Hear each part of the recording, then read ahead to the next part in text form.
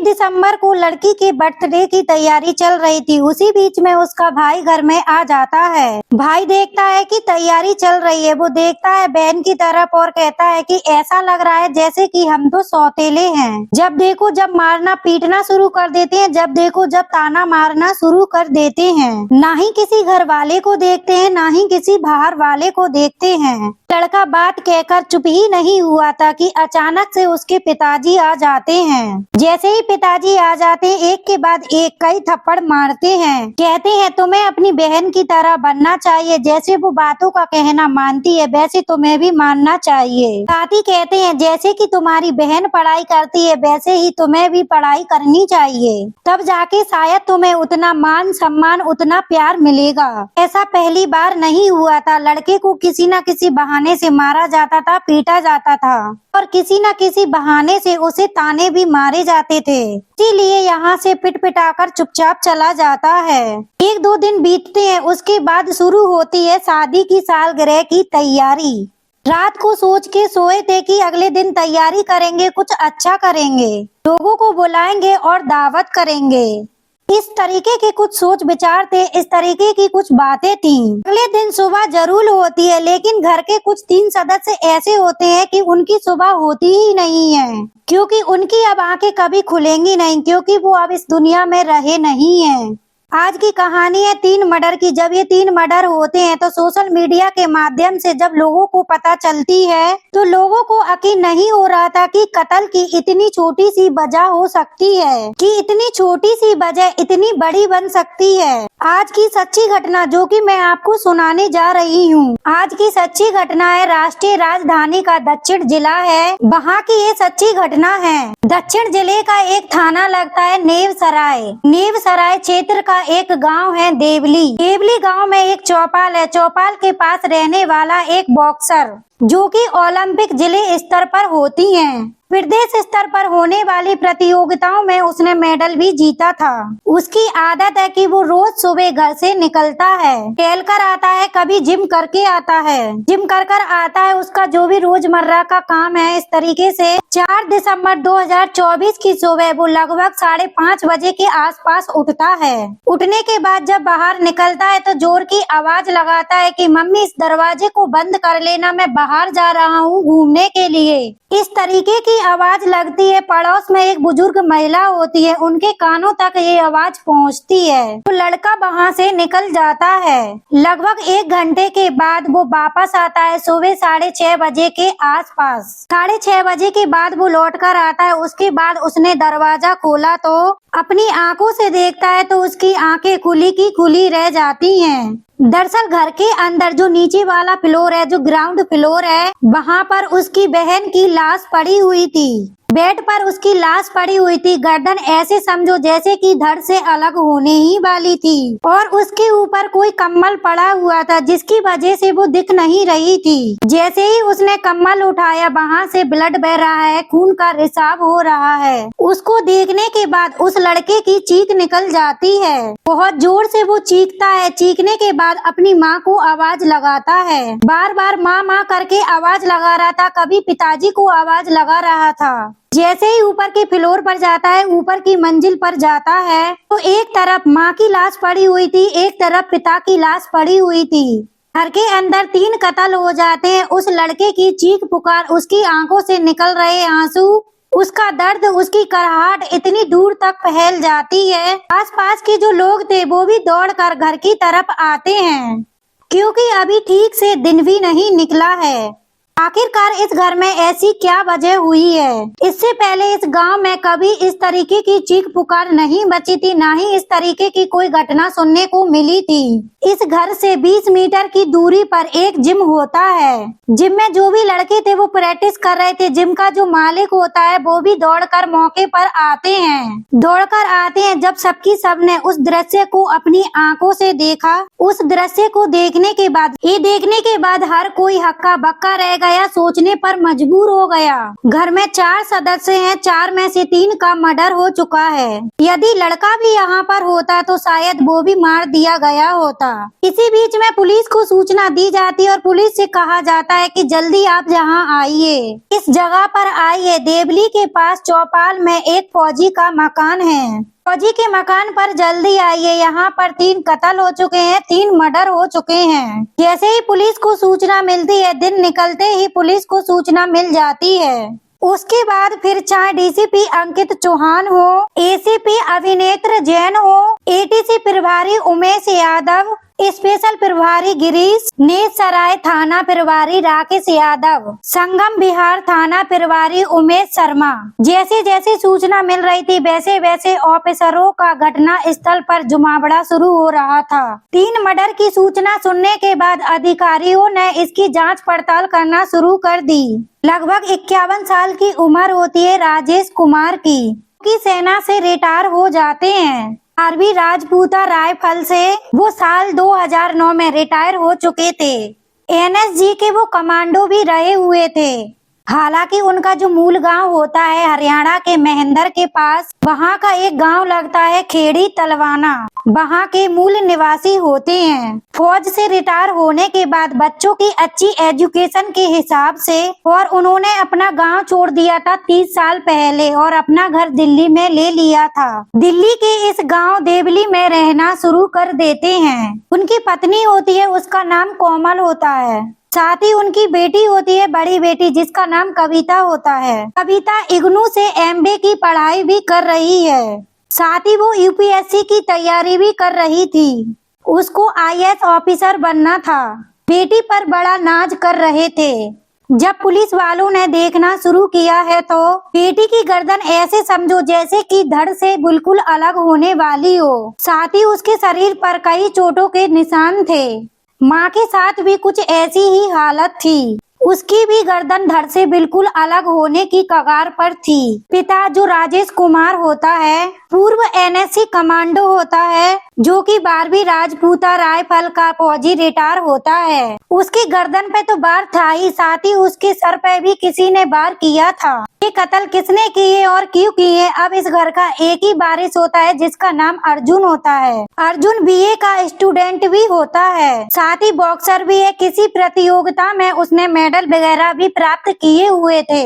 जब उससे पूछा जाता है तो बताता है कि रोज सुबह 5:30 बजे वो घर से निकलता है मॉर्निंग वॉक के लिए या कभी जिम जाता है। लेकिन आज वो जिम नहीं गया हुआ था, मॉर्निंग वॉक गया हुआ था। जब जहाँ से जा रहा था तो ताला लगा के गया हुआ था। ताले का सिस्टम कुछ ऐसा था कि वो बाहर से लग जाए तो अंदर के सदस्य उसे खोल सकते हैं। इसी बीच में जब पुलिस वाले उससे बातचीत कर रहे थे, इसी बीच में एक बुजुर्ग महिला आती है। वो कहती है कि जब ये घर से बाहर जा रहा था तो इसने अपनी माँ को आवाज भी लगाई थी कि माँ दरवाजा बंद कर लेना। उसके बाद घर से कोई आवाज नहीं आई, ना ही कोई चीख पुकार की आवाज आई। 3 कत्ल हो जाते हैं। जब लड़के से बातचीत कर रहे थे, एक पुलिस वाले की नजर उस लड़के के हाथ पर पड़ जाती है। हाथ पे एक चोट का निशान था, ऐसा लग रहा था कि ताजा निशान हो। हालांकि 3 मर्डर की सूचना से पूरे देश भर में सोशल मीडिया के माध्यम से एक खबर वायरल हो जाती है कि फौजी का परिवार कुछ इस तरह से खत्म हो चुका है। पुलिस पे ये दबाव था कि आखिरकार ये 3 कत्ल किसने किए होंगे,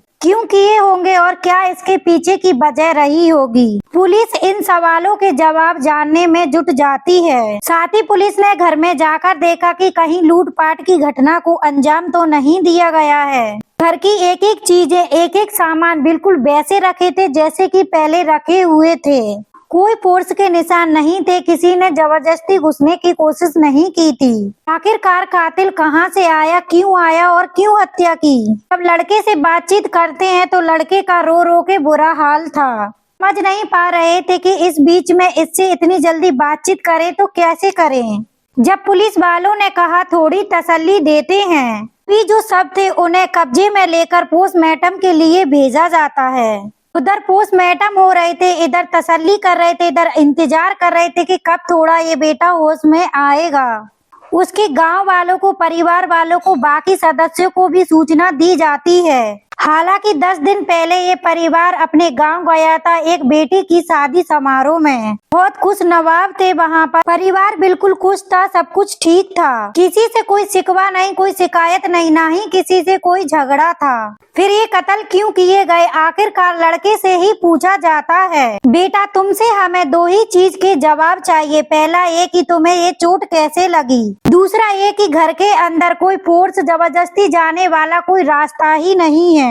आखिरकार तुम ही गए हो, तुम ही निकले हो। सुबह 4 बजे से 7 बजे तक की जो सीसीटीवी फुटेज जो थी, जब उसे देखा जाता है, खंगाला जाता है, तो पता चलता है कि 2-3 बुजुर्ग लोग हैं जो कि सामान्य रूप से टहल रहे हैं। किसी की ना आने की खबर थी, ना ही किसी की जाने की खबर थी। अब प्राइम सस्पेक्ट कोई और नहीं था, इस घर का इकलौता बेटा जिसका नाम अर्जुन होता है। पुलिस उससे पूछताछ कर रही थी। पहली बार उसने पुलिस को जो बयान दिया था, पहले पूछा वो कुछ और, दूसरी बार पूछा वो कुछ और। क्योंकि एसीपी, डीसीपी, थाना अध्यक्ष, बड़े बड़े अधिकारी वहाँ मौके पर आ जाते हैं। सभी बातचीत कर रहे थे, सभी को कुछ ना कुछ नया बता रहा था। तभी पुलिस को लगता है शायद हो ना हो यहीं से कत्ल हुआ है, यही कत्ल की असली वजह हो सकती है। उससे पूछा जाता है कि कत्ल तो तुमने किया है, लेकिन इसकी वजह क्या है ये भी बता दो। जब पुलिस उससे सवाल जवाब कर रही थी तो वो पुलिस के सवाल जवाब के आगे ज्यादा टिक नहीं पाता है, टूट जाता है और वो कहता है, हाँ हम 2 बहन भाई जरूर थे। वहाँ ऐसा लगता था देखने के बाद कि बहन सगी है, हम सौतेले हैं। बहन के लिए इतना सारा प्यार और बेटे के लिए कुछ भी नहीं। कुछ बातचीत करो तो उसके बाद मारपीट होती थी। बॉक्सिंग का उसे शौक है, पढ़ने के लिए उस पे दबाव बनाया जा रहा था। ऐसा कोई रिश्तेदार नहीं, ऐसा कोई दोस्त नहीं, ऐसा कोई व्यक्ति नहीं, किसी के भी सामने पिताजी आए दिन उसे पीट दिया करते थे, तमाम ताने मारा करते थे। वो थक चुका था इन तानों से। जब पैसों की मांग होती थी तो पैसे भी नहीं मिलते थे। सब कुछ बेटी के लिए। हद तो जब हो जाती है जब ये प्रॉपर्टी भी बेटी के नाम करने वाले थे, इसीलिए उसे गुस्सा आता है। वो हफ्ते 2 हफ्ते से इस तरह से प्लानिंग कर रहा था, क्यों ना इस परिवार को बिल्कुल शांत कर दिया जाए। जब ये बिल्कुल शांत हो जाएंगे, बोलना बिल्कुल बंद कर देंगे, फिर उसको आजादी मिल जाएगी। जो रोज रोज की कानों में आवाजें आती हैं, कभी बहन की, कभी पिताजी की, कभी माँ की, फिर ये सब शांत हो जाएगा। इस अशांति को शांत करने के लिए 1 तारीख को बहन का जन्मदिन होता है, उसमें भी कहा सुनी हो जाती है, उसमें भी मारपीट हो जाती है। 4 तारीख को होना था इनका 27वीं शादी का सालगिरह। उसने सोचा सबसे बढ़िया रास्ता यही है कि सबको लगेगा कि शादी की सालगिरह की तैयारी कर रहे थे, कि कोई ना कोई बात थी, इसीलिए इस दिन को चुना जाता है। इस दिन को चुनता है, सुबह 4 बजे के आसपास जाग जाता है। जैसे ही 4 बजे जाग जाता है, पिताजी का सर्विस चाकू था। जैसे कि सर्विस के दौरान एक शस्त्र मिलता है, एक चाकू हथियार मिलता है। चाकू को वो लेकर आए थे, उस चाकू को वो लेता है। सबसे पहले वो अपनी बहन के पास जाता है जो कि ग्राउंड फ्लोर पर थी। वहां जाने के बाद अपनी बहन की गर्दन पर बहुत तेजी से वार करता है। बहन जो होती है वो ब्लैक बेल्ट कराटे वो जानती थी। उसने हर संभव कोशिश की, हर प्रयास किया अपने उस भाई से लड़ने के लिए, क्योंकि उसकी गर्दन पर काफी हद तक वार हो चुका था। उसने गर्दन काटने का प्लान इसलिए बनाया था कि ताकि आवाज ना निकल सके, चीख ना निकल सके। बहन ने लड़ने की कोशिश की, जब तक उसके कई जगह वार हो जाते हैं। सबसे पहले बहन को मारता है, उसके बाद ऊपर कमरे में जाता है। पिताजी उसके आराम से सो रहे थे, माँ उसकी बाथरूम में होती है। वो जाता है, पिताजी का मर्डर कर देता है। पिताजी का मर्डर करके जैसे ही वो हटाता कि अचानक से दरवाजा खुलता है। इससे पहले माँ चीखती, चिल्लाती या मदद की अपील करती, वो इस तरीके से माँ को भी पकड़ता है और माँ की भी गर्दन रेत देता है। 3 मर्डर करने के बाद वो आराम से वहाँ बैठा रहता है। जो भी कुछ उसने किया था वो 10 मिनट के अंतराल में कर दिया था। अब बहन के, माँ के, पिताजी की गर्दन से खून बह रहा था। उस खून को रोकने के लिए उसने कपड़ा लपेटा, साथ ही चादर से ढांक दिया था। बार बार एक ही आवाज लगा रहा था कि अब तुम चीख सकते हो तो चीखो, क्योंकि बहुत दिन हो गए तुम्हारी चीखों को सुनते सुनते। वो थक चुका है, वो रो रहा है, इस तरीके की बातें कर रहा है। जहाँ से जैसे रोजमर्रा की तरह घूमने जाता था वैसे ही चला जाता है। जैसे ही वो लौट कर आता है तो नई कहानी, नया नाटक रचने की कोशिश कर रहा था। रोने की एक्टिंग कर रहा था, 3 मर्डर पर ऐसा विलाप कर रहा था जैसे कि सबसे ज्यादा दुख हो रहा हो उसे।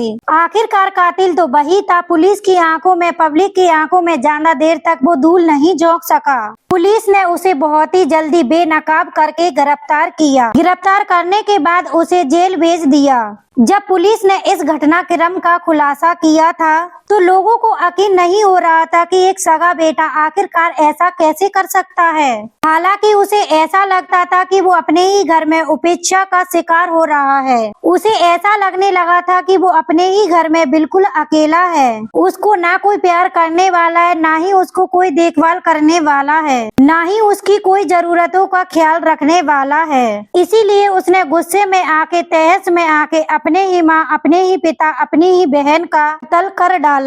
दोस्तों, इस पूरी घटनाक्रम को सुनाने का उद्देश्य किसी का दिल दुखाना नहीं है, किसी को परेशान करना नहीं है, बल्कि आपको जागरूक करना है, आपको सचेत करना है, आपको बताना है कि बच्चों के प्रति किस तरीके का व्यवहार रखना चाहिए। अगर ऐसा कोई मसला है तो उसे गुस्से से नहीं, प्यार से समझाने की कोशिश करें। कहीं ऐसा ना हो कि आपके सामने ऐसी ही कोई और कहानी सुनने को मिले। मैं आशा करती हूँ आप सभी से आप बढ़िया होंगे, स्वस्थ होंगे, मस्त होंगे। वीडियो को अभी तक लाइक नहीं किया है तो वीडियो को लाइक कर ले। चैनल पे नए हैं तो चैनल को भी सब्सक्राइब करते जाएं। मिलते हैं नेक्स्ट वीडियो में, जब तक के लिए जय हिंद।